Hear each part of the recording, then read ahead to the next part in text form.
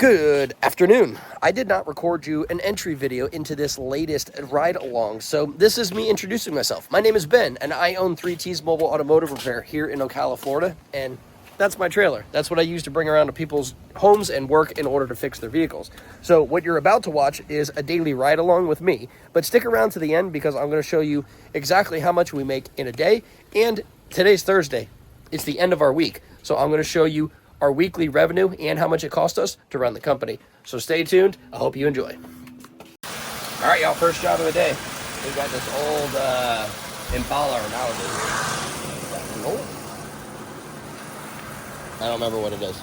Is this an Impala? It's got to be an Impala because it's bigger.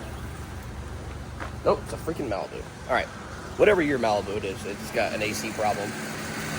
The button inside barely, it's really hard to get it to stay on. Finally came on, compressor's noisy as all hell, and it doesn't blow cold, so it's probably pretty well empty. It's an older vehicle.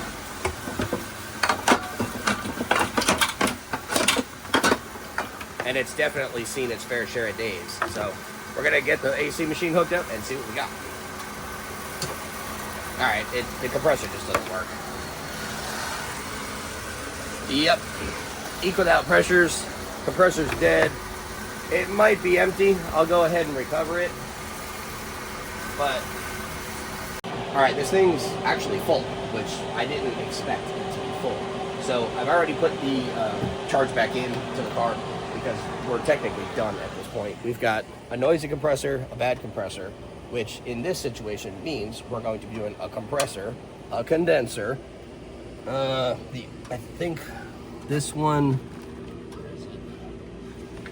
I can't remember if this one is when they started going over to the dryer system or not.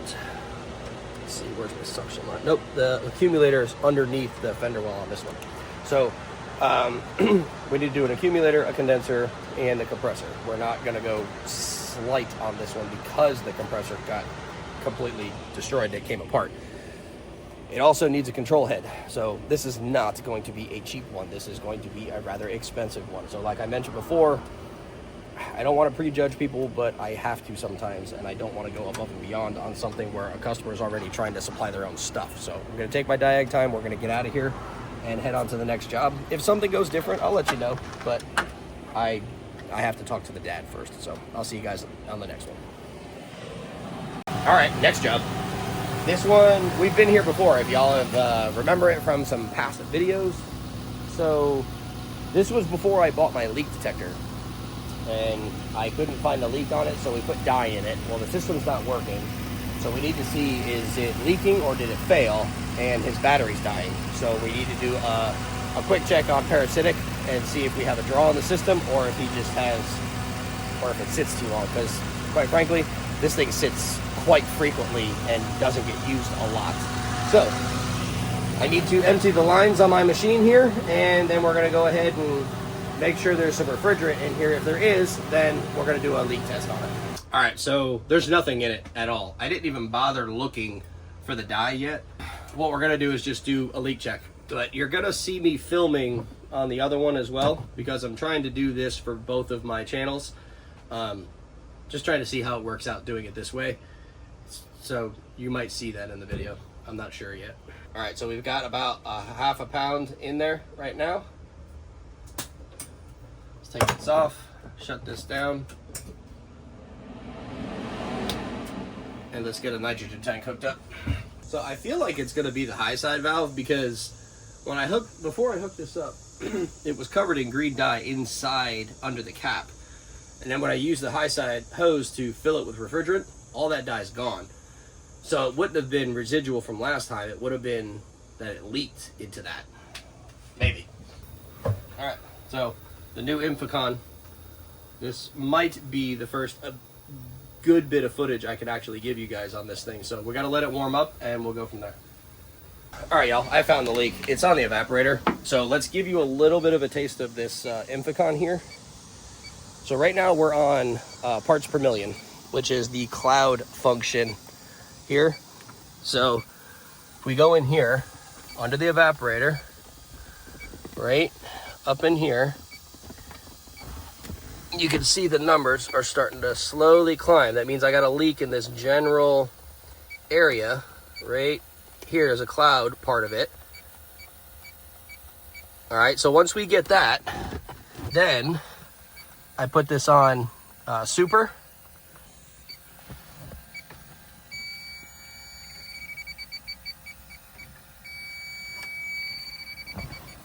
I know it's not the greatest test to show you, but it is. Let's pull it back out here.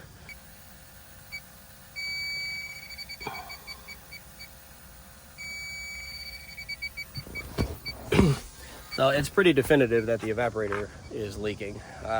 Possibly on this high side port, we're gonna hit it up also. Yeah, that valve's leaking too. It's been over 15 minutes. So there shouldn't be any residual left on that.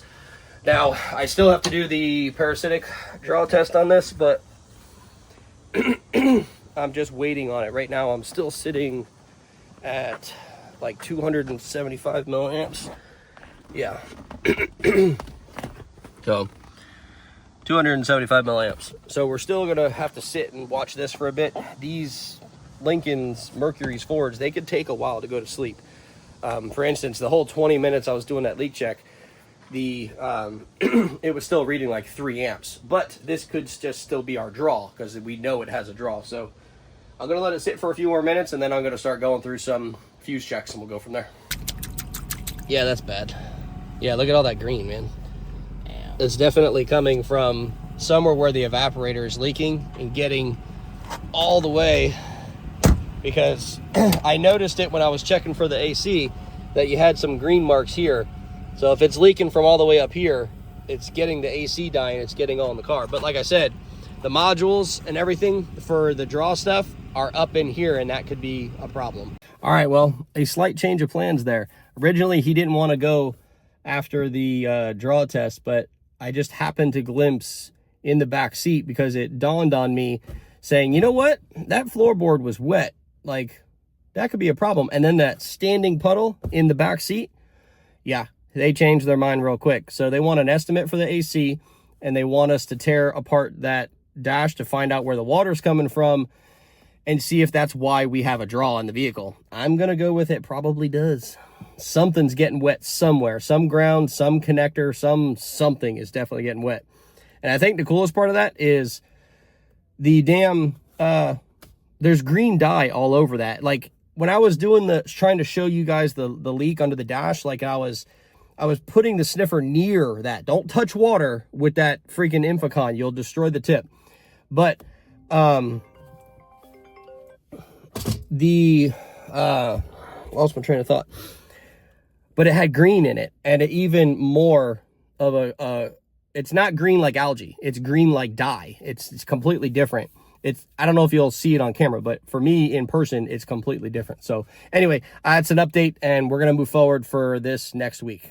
All right, well, man, today's been a very shitbox day. So I know you guys are going to give me crap about this one, but just bear with me.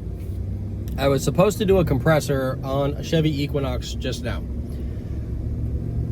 It's an AutoZone employee, so I allowed him to buy his compressor. We're doing the compressor just because the clutch failed. Just electronic part of it failed. It melted a little bit because it got hot on the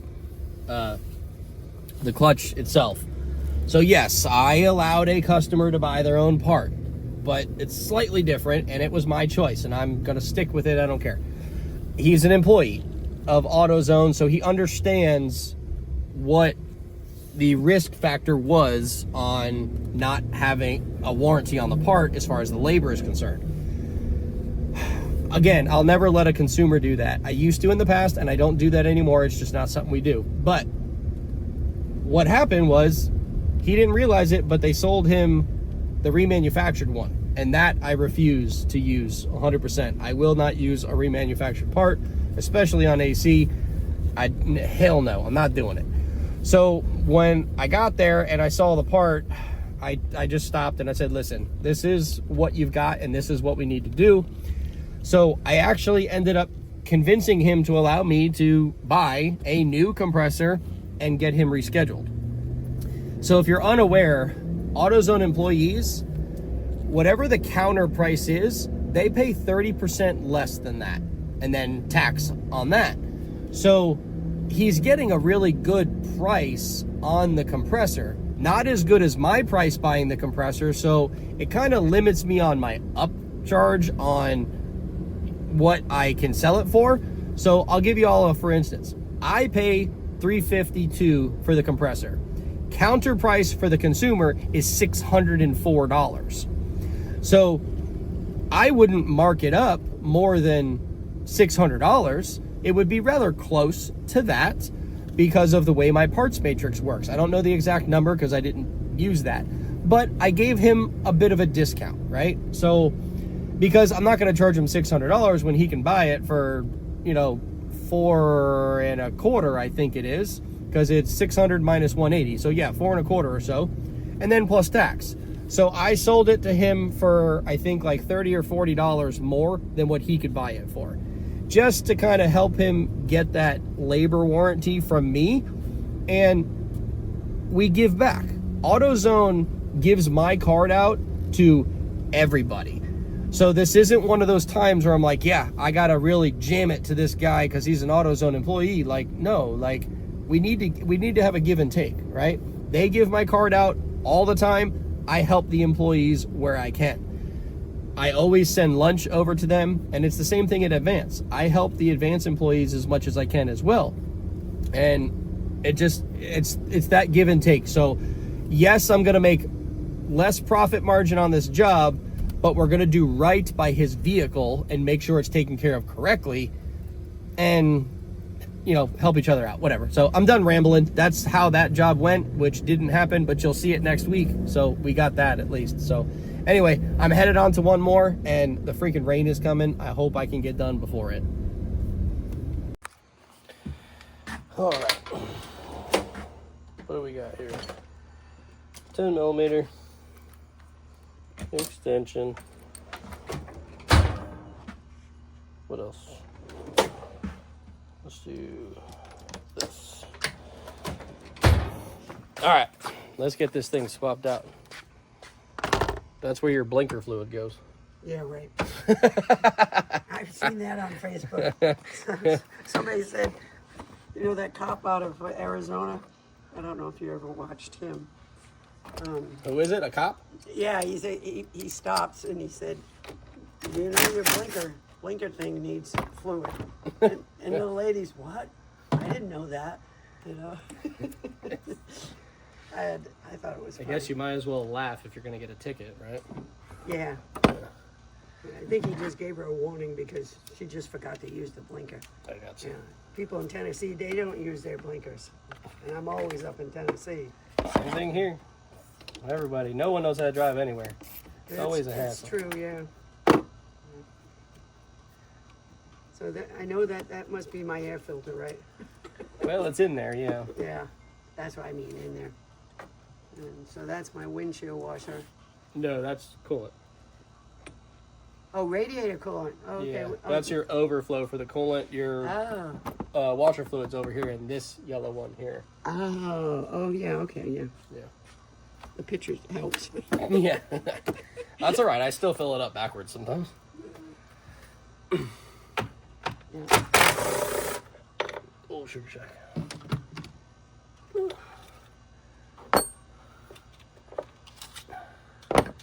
And so is that my brake fluid? This? Yeah. Yep. Okay. Soon you won't need me. You left the dealer. Now you're not going to need me if you learn all this stuff. No. I just like to know where the parts are. You know, 40 years, well, it's been a long time. 50 years ago, I took a class on how to change spark plugs and gap them and everything and change oil. Did I ever do it afterwards? No. That's all right. Because they've changed. You can't get in these things anymore. Yeah, you can barely see anything. Yeah. It has a clamp that holds it down, huh? Yep. Not that I'm ever going to change. It's way down there. Yeah. What the hell's in this box? That's your fuse box, which is actually a module as well. But where's that ABS module? They told me it was up on the firewall. It's not. Oh. It's down there. Oh.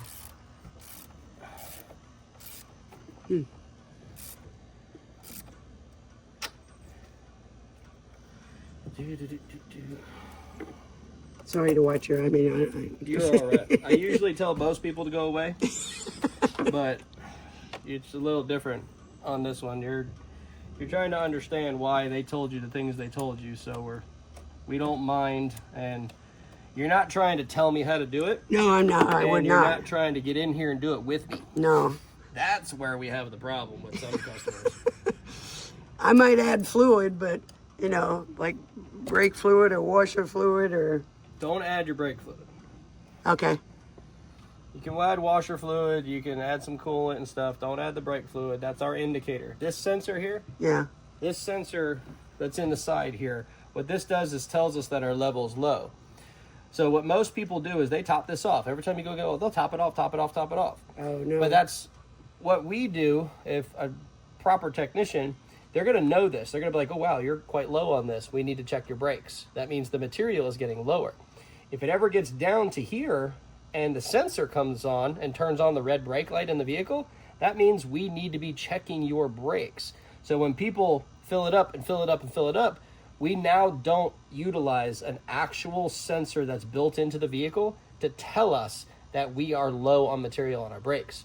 So don't ever fill that one up. Okay. Unless it's completely empty and you're stranded somewhere, then obviously you could do that. But Okay. Yeah, I probably won't, but yeah. windshield washer fluid, and radiator maybe, but I doubt it. Yeah. I was just looking in there. I don't think we even have any radiator stuff, but I might have windshield washer fluid. I have all that stuff if you ever need it, so no stress. All right. Let me grab my scanner first before I go to start it up. Oh, I'm sorry. Am I on your camera thing? It's focusing in the front, but that's if you Okay. don't. That's it. If you don't want to be on YouTube, then don't. No, don't put me on. Don't stand in the front of it.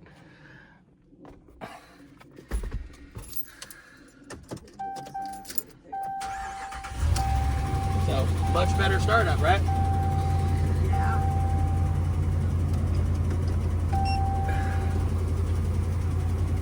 Now, see the ABS thing? Yeah. That's what comes up all the time. Yep, we're gonna check that right now. But like I had mentioned, these are notorious for the modules going bad for internal problems in them. But we're gonna double check for you just to see what we got going on in here. As soon as I get that camera to stay there. She's coming around. You're good. You can get in. No, I just want to see what you're doing. That thing is neat.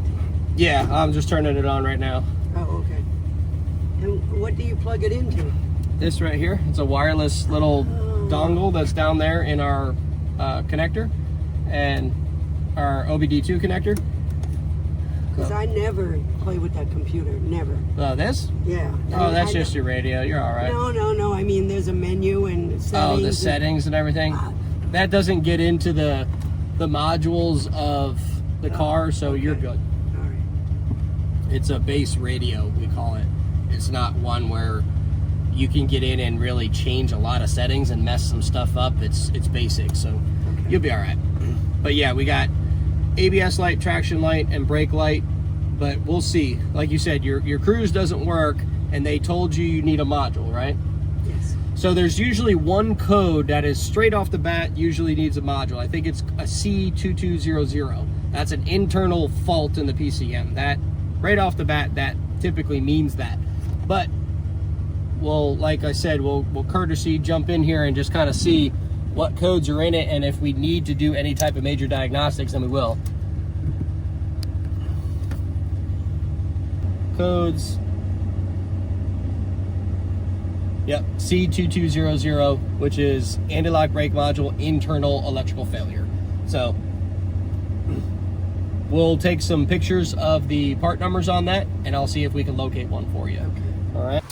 All All right, y'all. So that was our last one. That was the battery from the other day that we came here and took a look at where the lady was at the dealership. So that took care of that, and we told her we would look at the ABS just to make sure it really needed a module.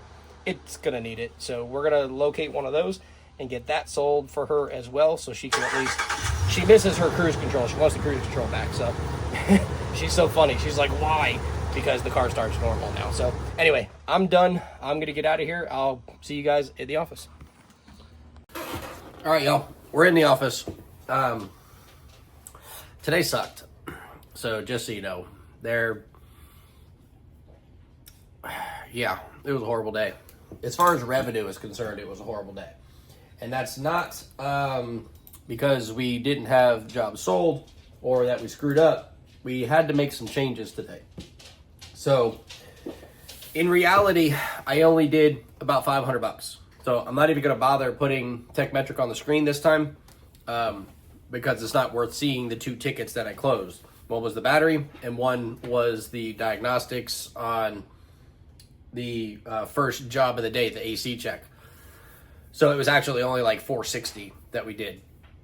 Yeah, that's horrible. But there's a reason for it. I had 2 other jobs that I was supposed to do today. One, we ended up having to postpone because the parts that I was waiting on didn't get here. It's a 97 Lincoln Town Car, and I have to pull the intake and replace the seals, the gaskets. There's 3 different gasket kits that it could be, and one of them I don't have. So I wasn't going to risk doing that. And that was a nearly $800 job to do that. It's actually $757 for that job. So that got moved to next week. Also, there's a truck out front that I'm doing an exhaust manifold on, and there's 2 broken bolts, and I'm having trouble getting them out. So I stopped. I need to go pick up some new drill bits. That's another $350. So that's over $1,000. That's $1,100 that isn't getting billed onto this week or today that was supposed to. So technically our schedule was correct. It didn't work out. Sometimes that happens, and you got to deal with it how it comes. So unfortunately, it was pretty crap. But I can say our week is on target. We did $5,112. So I'll show you that now because it is Thursday and it is technically the end of my week. So let's at least go look at that side of it. All right, so for the week, we did 15 total jobs. It would have been the typical 17 or so, but those 2 jobs aren't closed. So 15 ROs, 18 and a half hours, average per RO at 340 with a 55 margin this week. That's not so great, but it'll be fine. So we ended our week at $5,112. That's a total cost of $595 in labor and $1,477 in parts. So all in all, our week was fine. It would have been much better had I closed those jobs, but whatever. We're still going to get the money for those. Plus, we have a good one, that other Lincoln Town Car that we looked at today. That one's going to be a good one for next week as well. Pretty sure he wants to get on for the evaporator. I got to do that estimate now, and I got to do all the editing for this. So, like I said, you got to take the good with the bad, and I told you guys I show you full transparency, so today was not a great one. It is what it is. So, either way, we're good. We're going to head on and get all of our estimates done, so that's it for now. I hope you guys enjoyed, and I will try to do this again next week. Just know it's a lot of work, so we got to talk. You got some comments, leave them down below. Make sure you hit the like button. Make sure you're subscribing if you're watching. It helps me keep doing this. So I appreciate y'all, and I'll see you next week.